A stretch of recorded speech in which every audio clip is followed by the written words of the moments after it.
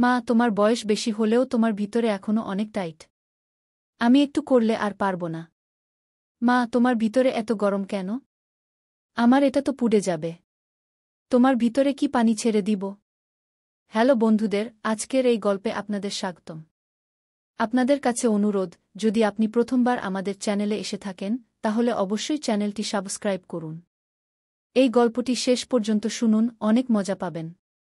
তাহলে চলুন গল্প শুরু করি। আমার নাম অজয় এবং আমার বয়স ৩০ বছর। আমার মায়ের নাম পুনিতা, তিনি একজন গৃহিণী। যদিও তিনি বি.এড সম্পন্ন করেছেন, আমার মা একটু খাটো কিন্তু শরীর ভারী ভারী। তিনি সবসময় শাড়ি পরেন, আমি তাকে শাড়ি ছাড়া অন্য কিছু পরতে দেখিনি। কিন্তু যে রাতে এই ঘটনা ঘটে, তারপর থেকে আমার এবং মায়ের জীবন বদলে গেছে। এই ঘটনা তখনকার, যখন আমার বয়স ২৪ বছর। সেই দিন বাবা হার্ট অ্যাটাকে আক্রান্ত হন এবং তাকে হাসপাতালে ভর্তি করতে হয়। তখন আমার পিজি সম্পন্ন হয়েছে এবং আমি চাকরির খোঁজে ছিলাম, তাই বাড়িতেই থাকতাম। মা বি.এড করার পরেও চাকরি না করে গৃহিণী থেকে গিয়েছিলেন। তখন হাসপাতালে বাবার চিকিৎসা চলছিল, কিন্তু তার অবস্থার কোনো উন্নতি হচ্ছিল না। বাবার এই অবস্থা দেখে মা ভেঙে পড়েছিলেন। আমি তার একমাত্র সন্তান, তাই তিনি আমার উপর নির্ভরশীল ছিলেন। বাবার অসুস্থতার খবর শুনে আমার মাসি এবং মামাও সঙ্গে সঙ্গে হাসপাতালে পৌঁছে গিয়েছিলেন। সবাই নিজ নিজভাবে সাহায্য করছিলেন। ৪-৫ দিন পর ডাক্তার সেই কথা বললেন যা আমরা ভয় পাচ্ছিলাম। ডাক্তার বললেন, এখন বাবাকে বাঁচানো কঠিন। এটিও শুনে মা অজ্ঞান হয়ে গেলেন। আমি তার পাশে ছিলাম, তাই তাকে সামলে নিলাম। বাবা এখন ভেন্টিলেটরে ছিলেন, যতক্ষণ ভেন্টিলেটর চলছিল ততক্ষণই তার শ্বাস নেওয়া সম্ভব ছিল। তখন আমি এবং মা বাবার সঙ্গে শেষবারের মতো দেখা করতে আইসিইউতে গেলাম। মা এখন কিছুটা সামলে উঠেছিলেন, তিনি কাঁদতে কাঁদতে বাবাকে জড়িয়ে ধরলেন। আমিও তার হাত ধরে কাঁদতে লাগলাম। কিছুক্ষণের মধ্যেই বাবার শেষ নিঃশ্বাস বেরিয়ে গেল এবং তিনি তার জীবনযাত্রা সম্পন্ন করলেন। আমরা আইসিইউ থেকে বেরিয়ে এলাম এবং মা আমাকে জড়িয়ে ধরে জোরে জোরে কাঁদতে লাগলেন। পরে শেষকৃত্যের প্রস্তুতি শুরু হয়ে গেল। দিন কেটে গেল, সন্ধ্যা ৬টা বাজে। শেষকৃত্যের সমস্ত কাজ আত্মীয়রা সামলে নিয়েছিল। শ্মশানঘাট থেকে বাড়ি ফিরে আমি নিজের ঘরে গেলাম এবং জোরে কেঁদে উঠলাম। মা শুধু কাঁদছিল, সে খুবই বিচলিত ছিল। কিছুক্ষণ পর মাসি আমার জন্য চা নিয়ে এলেন, তখন আমি উঠে বসলাম। চা নিতে গিয়ে আমি তাকে জিজ্ঞাসা করলাম, মা কেমন আছে? মাসি বললেন, দিদি এখনও কাঁদছেন অজয়। তাকে খুব কষ্ট হচ্ছে। তখন আমি বললাম, হ্যাঁ মাসি, তার বাবার সাথে খুব লেগে থাকত। আমারও কিছু বুঝে আসছে না। মাসি বললেন, আমি বুঝতে পারছি অজয়, কিন্তু এখন দিদির তোমারই সাহায্য দরকার। এই বয়সে সে পুরোপুরি তোমার উপরই নির্ভর করছে। এতটা বলে মাসি চলে গেলেন। তখন আমি ভাবতে শুরু করলাম যে এখন এই বাড়ির দায়িত্ব আমারই। আমার মনে চাকরি এবং ভবিষ্যৎ জীবন নিয়ে নানা চিন্তা আসতে লাগল। আমাকে যত তাড়াতাড়ি সম্ভব চাকরি খুঁজে নিতে হবে এবং নিজেকে দায়িত্বশীল করে তুলতে হবে, কারণ বাবার পেনশনে আমরা কতদিন চলতে পারব? এই সব চিন্তায় আমার মাথা ভারী হয়ে উঠছিল। আমি আমার ঘরের বারান্দায় গিয়ে দাঁড়ালাম, যাতে কিছুটা তাজা বাতাস পাই। এতে কিছুটা ভালো লাগল। লিভিং রুমে মা এবং মাসি বসেছিলেন, আত্মীয়দের সাথে কথা বলছিলেন। কিছুক্ষণ পর আত্মীয়দের ভিড় কমে গেল। মাসি আমার ঘরে এসে বললেন, আমি খাবার তৈরি করছি, ততক্ষণ তুমি মায়ের কাছে বসো। আমি হ্যাঁ বলে মায়ের কাছে গিয়ে বসলাম। আমাকে দেখে মা আমার গলা জড়িয়ে ধরে আবার কাঁদতে উঠলেন। আমি তাকে জড়িয়ে ধরে শান্ত করার চেষ্টা করলাম। আমার মা ফর্সা রঙের ছিলেন, এত কান্নার কারণে তার গাল লাল হয়ে গিয়েছিল। তার চোখও ক্লান্ত ছিল। সে আমার সাথে লেপ্টে কাঁদতে লাগল। আমি তাকে বললাম, মা এখন আর কাঁদো না। যা হবে তা হয়ে গেছে। এখন আমি তো আছি তোমার সাথে, আমি সব সামলাব। মা বললেন, হ্যাঁ বেটা, তোমাকে দেখেই এখন দিন কাটাচ্ছি। তোমাকে দেখলে তার কথা মনে পড়ে। এত বলেই মা আরও জোরে কাঁদতে লাগলেন। এমন সময় মাসি বাইরে এসে মাকে বললেন, দিদি একটু খাবার খাও। দুটো লোকমা খেলে কিছুটা ভালো লাগবে। মা হ্যাঁ বললেন। মাসি বললেন, তুমি রান্নাঘরে চলো, আমি সাহায্য করব। তোমার খুব দুর্বলতা এসে গেছে। মা বললেন, রান্নাঘরে গিয়ে দেখো, আমি এসে সাহায্য করব। এত বলে মাসি রান্নাঘরে চলে গেলেন। আমি মায়ের হাত ধরে তাকে তার এবং বাবার ঘরে নিয়ে গেলাম। তারপর মা বাথরুমে গিয়ে ফ্রেশ হয়ে এলেন। এখন তার মুখ কিছুটা ঠিক মনে হচ্ছিল। সারাদিনের দৌড়াদৌড়িতে তার শাড়ি এলোমেলো হয়ে গিয়েছিল। আমি প্রথমবার মাকে এভাবে দেখলাম, অজানা কারণে আমার খুব অদ্ভুত লাগছিল। এমন সময় মা বললেন, অজয় বেটা, তুমি কি আমার একটু সাহায্য করবে? আমি শাড়ি বদলাতে চাই, খুব দুর্বল লাগছে। আমি বললাম, হ্যাঁ মা, আমি তো আছি। বলো, কি সাহায্য করব? মা বললেন, প্রথমে দরজা বন্ধ করে দাও, আর আলমারি থেকে সেই সাদা শাড়ি বের করে দাও। তখন দরজার পাশে দাঁড়িয়ে আমি বললাম, ঠিক আছে মা, আমি দিচ্ছি। তুমি শুধু এখানে বসো। তারপর আমি দরজা বন্ধ করে হলুদ রঙের ছোট বাল্ব জ্বালালাম এবং আলমারি থেকে সাদা শাড়ি খুঁজতে লাগলাম। শাড়ি পেয়েই আমি মাকে দিতে পিছনে ফিরে তাকালাম, কিন্তু পিছনে ফিরে যা দেখলাম তাতে আমি হতবাক হয়ে গেলাম। মা আমার দিকে পিঠ করে দাঁড়িয়েছিলেন। আমি বুঝতে পারলাম না কি বলবো। আমি দ্রুত শাড়ি মাকে দিলাম এবং তার পিঠ ফিরে দাঁড়িয়ে গেলাম। এই সময় আমার মনে নানা রকম চিন্তা ভিড় করতে লাগল। এমন সময় মা বললেন, অজয় বেটা, আরেকটা কাজ করবে? আলমারিতে হলুদ রঙের আমার শাড়ি আছে, সেটা দেবে? এ কথা শুনে আমি অবাক হয়ে গেলাম, কিন্তু নিজেকে সামলে নিয়ে বললাম, হ্যাঁ মা, এবং হলুদ শাড়ি খুঁজতে লাগলাম। শেষে ভাঁজ করা হলুদ শাড়ি পেয়ে গেলাম। সেটা খুলে দেখে তার ডিজাইন দেখে আমি খুবই আশ্চর্য হয়ে গেলাম। এমন সময় মা জিজ্ঞাসা করলেন, শাড়ি পেয়েছ কি অজয় বেটা? আমি বললাম, হ্যাঁ, পেয়েছি। তখন শাড়ি মাকে দিতে ফিরে দেখলাম মা এখনও পিঠ করে দাঁড়িয়ে আছেন। আমি হতভম্ব হয়ে গেলাম, কিন্তু নিজেকে শান্ত রেখে শাড়ি তাকে দিয়ে দিলাম। হলুদ বাল্বের আলোয় যা দেখলাম তা বিশ্বাস করার মতো কিছু ছিল না। প্রস্তুত হয়ে মা বললেন, অজয় বেটা, তুমিও দ্রুত প্রস্তুত হয়ে যাও, আমি এখানেই অপেক্ষা করব। আমি ফ্রেশ হতে বাথরুমের দিকে এগিয়ে গেলাম। মা বললেন, আমার কাপড় বাথরুমে রেখে দেবে। আমি সম্মতি জানালাম, এবং তিনি আরও একটি শাড়ি দিলেন, তারপর নিচে রাখা কালো চাদরও তুলে দিলেন। আমি চুপচাপ বাথরুমে চলে গেলাম এবং দরজা বন্ধ করলাম। ভেতরে গিয়ে আমি গভীর শ্বাস নিলাম। বাইরে এসে দেখলাম মা এখনও বসে আছেন। আমি তার হাত ধরে উঠালাম এবং তাকে খাওয়াতে নিয়ে গেলাম। খাওয়ার সময় মা খুব শান্ত ছিলেন।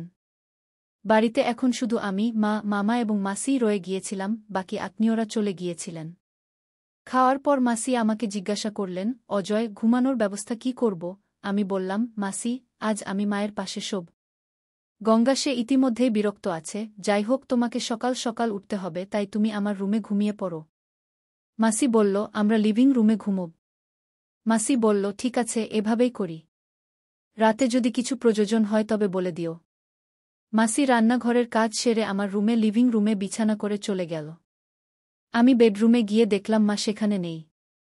আমি দরজা বন্ধ করে কাপড় বদলাতে শুরু করলাম। যেই আমি শার্ট আর জিন্স খুলে নাইট ড্রেস খুঁজতে লাগলাম, ঠিক তখনই বেডরুমের লাইট জ্বলে উঠল।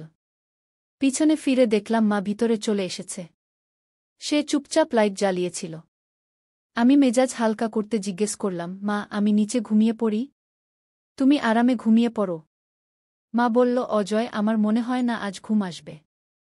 তুমি এখানেই আমার পাশে ঘুমাও। তারপর আমি ফ্যান চালিয়ে দেখলাম বেডরুমে শুধু একটি কম্বল আছে। আমি বললাম, মা, আমি আমার রুম থেকে কম্বল নিয়ে আসি। মা বলল, অজয়, মাসি ঘুমিয়ে পড়েছে। আজকের জন্য এই কম্বলই ঠিক আছে। তারপর আমি এভাবে চালু করে দিলাম। বেডরুমের দরজা একটু বন্ধ করে রুমের সব লাইট বন্ধ করে শুধু ডিম হলুদ আলোর বাল্ব জ্বালিয়ে বেডে চলে এলাম। তারপর মা মশারি টাঙিয়ে কম্বল গায়ে দিল এবং আমার দিকে পিঠ করে ঘুমিয়ে পড়ল। আমিও কম্বলে ঢুকে ছাদের দিকে তাকিয়ে শুয়ে রইলাম। এখন এসির কারণে রুমে ঠান্ডা অনুভূত হচ্ছিল। কিছুক্ষণ পর আমি মায়ের কান্নার আওয়াজ শুনতে পেলাম। মাকে এই অবস্থায় দেখে আমার অদ্ভুত লাগছিল। আমি মায়ের কাছে সরে গেলাম এবং তার কাঁধে হাত রেখে বললাম, মা, শান্ত হও। আমি জানি তোমার জন্য এটা খুব কঠিন, কিন্তু বাবা সবসময় আমাদের সাথে থাকবেন। আর আমি তো আছিই তোমার দেখাশোনা করার জন্য। মা কাঁদতে কাঁদতে বলল, অজয়, তোমার বাবা অনেক কিছু দিয়েছে। আজ তার ছাড়া বাঁচা খুব কঠিন হয়ে পড়েছে আমার জন্য। আমি মায়ের আরও কাছে সরে গেলাম এবং তার কাঁধে মাথা রাখলাম। মা কিছুক্ষণ চুপ থেকে বলল, অজয় বেটা, যখন তুমি সাথে থাকো তখন মনে হয় যেন তোমার বাবাই আমার সাথে আছেন। তুমি একদম তোমার বাবার মতোই। এ কথা বলে মা একটু শান্ত হল। আমিও আবার ছাদের দিকে তাকালাম। এখন আমার মাথা থেকে একে একে চিন্তা বের হতে লাগল। ঠিক তখনই হঠাৎ আমার কিছু মনে পড়ল এবং না চাইলেও মনের মধ্যে খারাপ চিন্তা আসতে লাগল। এসব আমার মাথায় ঘুরতে লাগল। তখন মা জিজ্ঞেস করল, অজয় বেটা, তোমার ঘুম আসছে? আমি বললাম, না মা, কেন, কি হয়েছে?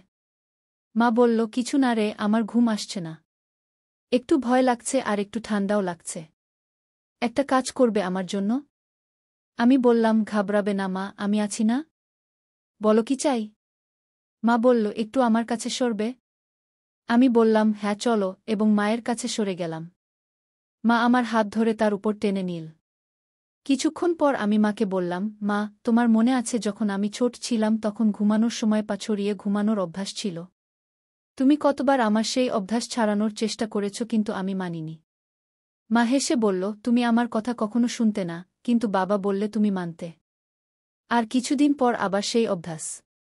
আমিও আবার আমার ছোটবেলার কথা বলে তাকে খুশি করার চেষ্টা করলাম যাতে তার দুঃখ একটু কমে।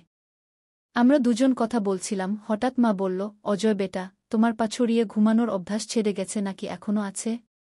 আমি বললাম, পুরোপুরি না গেলেও এখনো একটু আধটু আছে। মা বলল, আমি জানতাম। কিছু না, আমার জন্য তুমি এখনো আমার বাচ্চা। যদি তোমার ভালো লাগে তবে তুমি সেভাবেই ঘুমাতে পারো। এ কথা বলে মা আমার মাথায় হাত বুলাল। এ কথা শুনে আমি মনে মনে খুশি হলাম এবং ভাবতে লাগলাম, এসব কি হচ্ছে। কিছুক্ষণ শান্তিতে কাটল এবং আমি মনকে প্রস্তুত করে অ্যাডজাস্ট করতে লাগলাম। ভাবতে ভাবতে অনেক সময় কেটে গেল, কারণ পরে যা হল তা আমি স্বপ্নেও ভাবিনি। ঘটনাটা এমন হল যে আমি ঘুমানোর প্রস্তুতি নিচ্ছিলাম এবং মাও তখন আমার দিকে ঘুরে দেখছিল আমি কি করছি। আমি মাকে জিজ্ঞেস করলাম, মা, কি হয়েছে? কি করতে হবে? মা বলল, অজয়, তুমি যা ইচ্ছা করো, আমার জন্য মেনে নেওয়া। শেষ পর্যন্ত তুমি আমার বাচ্চা। এ কথা বলে মা আমার মাথায় হাত বুলানো শুরু করল। আমি একটু বাইরে এসে জিজ্ঞেস করলাম, কি হয়েছে মা? তুমি ঠিক আছো? ভালো লাগছে তো? মা আমার চুল জোরে ধরে বলল, তোমার বাবাও এমনই বলতেন। এ কথা শুনে আমারও জোশ চলে এল। এখন আমারও বেশি দেরি করা কঠিন হয়ে পড়ছিল। আমি মাকে বললাম, মা, এখন আরও কঠিন হয়ে পড়ছে। মা বলল, হ্যাঁ রে, আমি জানি। আমিও কতক্ষণ থেকে অপেক্ষা করছি। চলো, এখন বেশি সময় নষ্ট করো না। এতক্ষণে মা ধীরে আমার কানে বলল, দেখো, তুমি তো তোমার বাবার মতোই। আমি হেসে বললাম, সত্যি? আমি মাকে বললাম, মা, সত্যি বলবো? আমি জানতাম না যে তুমি এতে খুশি হবে। এটা শুনে মা বলল, দেখো, এটা সব তোমার বাবার স্মৃতিতে হবে। আমি সবসময় তোমার বাবাকে তোমার মধ্যে দেখেছি, কিন্তু আমারও ধারণা ছিল না যে আজ এমন কঠিন সময়ে আমরা কথা বলব। আর সত্যিই আমি ভাগ্যবান যে তোমার মতো সন্তান পেয়েছি। আমি চিন্তায় ছিলাম যে এরপর এখন আমার দেখভাল কে করবে। এ কথা বলতে বলতে মায়ের চোখে জল চলে এল। আমি আবার তাকে সান্ত্বনা দিয়ে বললাম, মা, দেখো, এটা শুধু তোমার দুঃখ নয়। এখন তোমার আর চিন্তা করার কোনো দরকার নেই। আমি তোমাকে কখনো একা ছাড়ব না। এখন মা আমার কাঁধে মাথা রেখে কাঁদছিল। আমি তার চোখের জল মুছে দিয়ে বললাম, মা, আমি জানি বাবা আমাদের কখনো কোনো কিছুর অভাব হতে দেননি। কিন্তু যদি কখনো তোমার কিছু দরকার হয় তাহলে কোনো দ্বিধা না করে আমাকে বলবে। এখন আমাদের দুজনের মধ্যে কোনো কিছু লুকানোর কোনো কারণ নেই। এটা শুনে মা বলল, যখন তুমি আমার সাথে থাকো তুমি আমাকে আগের মতোই ডাকবে। তোমার মুখে নিজের নাম শুনতে ভালো লাগে। আমি বললাম, হ্যাঁ, আমার প্রিয় মা। আমরা দুজন এখন উঠে বসে গেলাম। মায়ের মুখে এক অন্যরকম উজ্জ্বলতা ফুটে উঠল, যেন সে একটা বড় চাপ থেকে বেরিয়ে এসেছে। মুখ দেখে মনে হচ্ছিল সে খুব খুশি। তখন সকালের ৩টা বেজে গেছে। মা উঠে ব্রাশ করতে লাগল। আমি ঘুমানোর প্রস্তুতি নিচ্ছিলাম, তখন মা বলল, তোমার সাথে ঘুমাতে ভালো লাগে। আমি হেসে বললাম, আমিও। তখন আমরা দুজন আবার একই কম্বলে জড়িয়ে গেলাম এবং এয়ার কন্ডিশনার চালু করে দিলাম। কখন ঘুমিয়ে পড়লাম টেরই পাইনি। সকালে যখন জেগে উঠলাম তখন 10টা বাজে গিয়েছিল। আমি ঘরে একা ছিলাম। আমি কাপড় পরে ব্রাশ করলাম এবং বেডরুম থেকে বেরিয়ে এলাম। মা, মাসি এবং বাকি অতিথিরা চা পান করছিলেন। আমাকে দেখে মা বললেন, অজয় উঠে গেছে। এসো, চা নাও। আমি হ্যাঁ বলে মায়ের কাছ থেকে চা নিলাম। ঠিক তখনই দরজার ঘণ্টা বাজল। মাসি গিয়ে দরজা খুললেন, সেখানে আমার দাদি অর্থাৎ বাবার মা দাঁড়িয়েছিলেন। আমার দাদি জাপানে চাচার কাছে থাকতেন। দাদু মারা যাওয়ার পর চাচা তাকে সাথে নিয়ে গিয়েছিলেন। বাবা হঠাৎ মারা যাওয়ায় তিনি তড়িঘড়ি আসতে পারেননি। দাদি বাড়িতে ঢুকেই জোরে জোরে কাঁদতে শুরু করলেন। মাও তাকে জড়িয়ে ধরে কাঁদতে লাগলেন। আমার দাদির নাম ছিল ববিতা। আমি তাকে ছোটবেলায় দেখেছিলাম। দাদু মারা যাওয়ার পর চাচা তাকে সাথে নিয়ে গিয়েছিলেন। আমি অনেক বছর পর দাদিকে দেখছিলাম।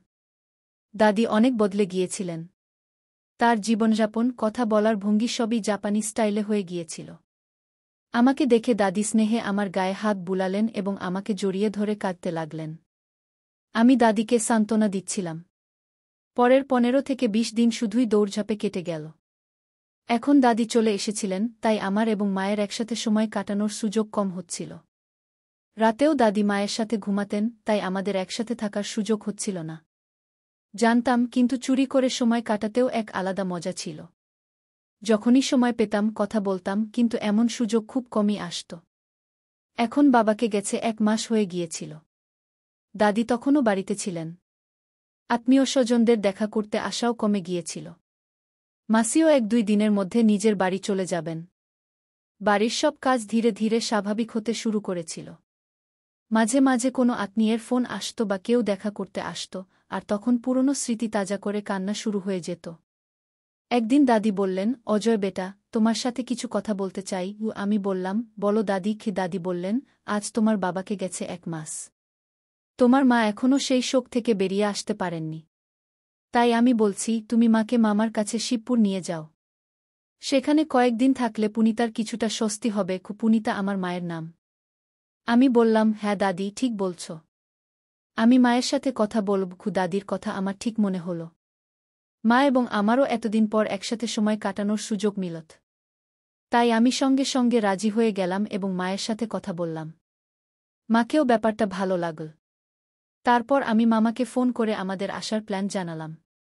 মামা এবং মামি দুজনেই উৎসাহে আমাদের জন্য অপেক্ষা করতে লাগলেন। পরের দিন আমাদের বেরোতে হবে, তাই আমি এবং মা প্যাকিং শুরু করলাম। কিছু প্রয়োজনীয় কাপড় নিয়ে আমরা ব্যাগ গুছিয়ে নিলাম। প্ল্যান হলো, আমি এবং মা ফ্লাইটে কলকাতা যাব। সেখান থেকে মামা নিজের গাড়ি নিয়ে আসবেন এবং আমরা শিবপুর মামার গাড়িতে যাব। মনসুন শুরু হয়ে গিয়েছিল, তাই আমরা তাড়াতাড়ি বেরোনোর সিদ্ধান্ত নিলাম। প্ল্যান অনুযায়ী আমরা দিল্লি থেকে কলকাতার ফ্লাইট ধরার জন্য প্রস্তুত হলাম। ফ্লাইটে বসেই মা আমার কাঁধ ধরে ঘুমিয়ে পড়লেন। কিন্তু আমি নিজেকে সংযত রাখলাম। দিল্লি থেকে কলকাতার ফ্লাইট প্রায় 2 ঘন্টার। তাই আমরা দুপুর 2টায় কলকাতা পৌঁছে গেলাম। যেই আমরা কলকাতা এয়ারপোর্টে নামলাম, সেখানে তীব্র বৃষ্টি শুরু হয়ে গেল। এয়ারপোর্টে পৌঁছে আমি মামাকে ফোন করলাম, মামা, কোথায় পৌঁছেছেন? আমরা কলকাতা এয়ারপোর্টে পৌঁছে গেছি, কিন্তু মামা তখনও কলকাতায় পৌঁছাননি। আমি এয়ারপোর্টে মোবাইল বন্ধ করতেই জানতে পারলাম, কলকাতার উপকূলীয় অঞ্চলে সাইক্লোন আঘাত হেনেছে। তাই তীব্র বৃষ্টি হচ্ছে এবং কলকাতার সব রাস্তা বন্ধ হয়ে গিয়েছে। আমি মায়ের সাথে এই সব কথা শেয়ার করলাম এবং আমরা সিদ্ধান্ত নিলাম, সাইক্লোন এবং বৃষ্টি থামা পর্যন্ত আমরা কলকাতাতেই থাকব। আমি মামা এবং দাদিকেও এই খবর দিয়ে দিলাম। সবাই পরিস্থিতির কাছে অসহায় ছিল, তাই কারও কোনো অসুবিধা হল না। তারপর আমি এয়ারপোর্টের কাছেই একটি ভালো 5 স্টার হোটেলে রুম বুক করলাম। সেখানে অন্য কোনো রুম না পাওয়ায় আমাদের 5 স্টার হোটেলের একটি ব্যালকনি যুক্ত রুমই বুক করতে হল। এই পরিস্থিতিতে আমরা দুজনেই খুশি ছিলাম, কারণ আমরা যতটা সময় চেয়েছিলাম ততটা সময় পেয়ে গিয়েছিলাম। এবং নিশ্চিতভাবেই কেউ জানতে পারত না। দ্রুত ক্যাব বুক করে হোটেলে পৌঁছে গেলাম।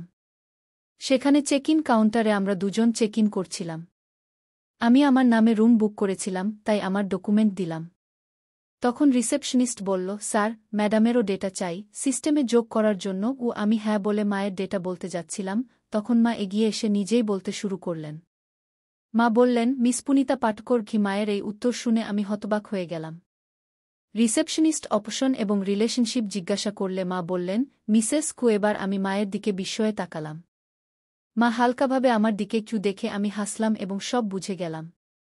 আমরা দুজন রুমে চলে গেলাম। রুমে ঢুকেই আমি দরজা বন্ধ করলাম। আমার ওয়াশরুমে যাওয়া দরকার ছিল, ভ্রমণ এবং দৌড়াদৌড়িতে আমার সময় হয়নি। তখন আমি মাকে একটু সরিয়ে দিয়ে বললাম, পুনিতা জি, আমি 2 মিনিটে ফিরে আসছি। আমি তাকে একটু সরিয়ে দিলাম, কিন্তু সে সরে যাচ্ছিল না। তখন আমি নিজেই একটু সরে গেলাম। তখন মা বললেন, অজয় বেটা, থামার দরকার নেই। আমি বললাম, 2 মিনিটে বাথরুমে যাচ্ছি। এটা শুনে তার চোখ চকচক করে উঠল। সে সঙ্গে সঙ্গে বলল, আমাকে গোসল করতে হবে। তখন আমি আশ্চর্য আর খুশিতে বললাম, আচ্ছা, গোসল করবে মা? মা হেসে বললেন, হ্যাঁ। আমি এসব কিভাবে জানি? সে বলল, তুমি কি ভাবো, এত বছর ধরে তোমার বাবাকে অন্য কোনো মহিলার কাছে যাওয়ার দরকার কেন পড়েনি? কারণ আমি তাকে কোনো কিছুর জন্য কখনো না বলিনি। যা কিছু তার দরকার ছিল আমি বানিয়ে দিয়েছি। তার জন্য আমাকে ইন্টারনেট থেকে বিভিন্ন রেসিপি শিখতে হয়েছে। কিন্তু তখনই আমি এই নতুন জিনিসগুলোর খবর পেলাম, তখন আমি আশ্চর্য হয়ে বললাম, সত্যি মা? মা বললেন, হ্যাঁ সত্যি, আমরা খুব ক্লান্ত ছিলাম, তাই আমরা দুজনেই ঘুমিয়ে পড়লাম। যখন উঠলাম তখন সন্ধ্যা 6টা বেজে গেছে। ক্ষুধা পেয়েছিল, তাই আমরা প্রস্তুত হয়ে হোটেলে পেট ভরে খাবার খেতে গেলাম। হোটেলে ভালো খাবার খাওয়ার পর আমরা দুজন আবার রুমে ফিরে এলাম। রুমে একটা শান্তিপূর্ণ পরিবেশ ছিল। মা বললেন, অজয়, আজকের সন্ধ্যা খুব বিশেষ কি? তখন তার চোখে এক চমক ছিল যা আমি আগে কখনো দেখিনি। আমি হেসে বললাম, হ্যাঁ মা, আজকের সন্ধ্যা সত্যিই বিশেষ। তারপর আমরা দুজন টিভি অন করলাম এবং কিছুক্ষণের জন্য একটা রোমান্টিক মুভি দেখতে লাগলাম। মুভির সময় মা আমার হাত ধরে ফেললেন এবং ধীরে ধীরে আমার কাছাকাছি চলে এলেন। তখন তার মুখে একটা মিষ্টি হাসি ছিল। সে বলল, অজয়, তোমার সাথে কাটানো প্রতিটি মুহূর্ত আমার জন্য বিশেষ হয়। আমি তার চুলে হাত বুলিয়ে বললাম, মা, তুমি আমার জীবনের সবচেয়ে সুন্দর অংশ। তারপর আমাদের দুজনের মধ্যে একটা গভীর রোমান্টিক আলোচনা শুরু হল। আমি তার কাছাকাছি গেলাম এবং সেও আমার কাছাকাছি এল। তারপর আমি তাকে জড়িয়ে ধরলাম। সেই মুহূর্তে মনে হচ্ছিল যেন সময় থেমে গেছে। তার হৃদস্পন্দন আমার হৃদস্পন্দনের সাথে মিলে যাচ্ছিল। আমরা একে অপরকে কাছ থেকে অনুভব করলাম এবং আমাদের শ্বাস এক হয়ে গেল। মা মৃদু কণ্ঠে বললেন, অজয়, আমি তোমাকে খুব ভালোবাসি। আমি আমার ঠোঁটে হালকা হাসি নিয়ে বললাম, মা, তুমি তো আমার জীবন। তারপর আমরা একে অপরের চোখে তাকালাম এবং ধীরে ধীরে আমাদের ঠোঁট কাছাকাছি নিয়ে এলাম। সেই মুহূর্তটা খুবই জাদুকরী ছিল। ঠিক তখনই আমাদের ঠোঁট একে অপরের সাথে মিলে গেল এবং আমরা একটা গভীর আর রোমান্টিক অভিজ্ঞতা ভাগ করলাম। এই অভিজ্ঞতা আমাদের ভালোবাসা আর বিশ্বাসের প্রতীক ছিল। তারপর আমরা দুজন একে অপরের বাহুতে রাত কাটালাম, একে অপরের উষ্ণতা আর ভালোবাসা অনুভব করলাম।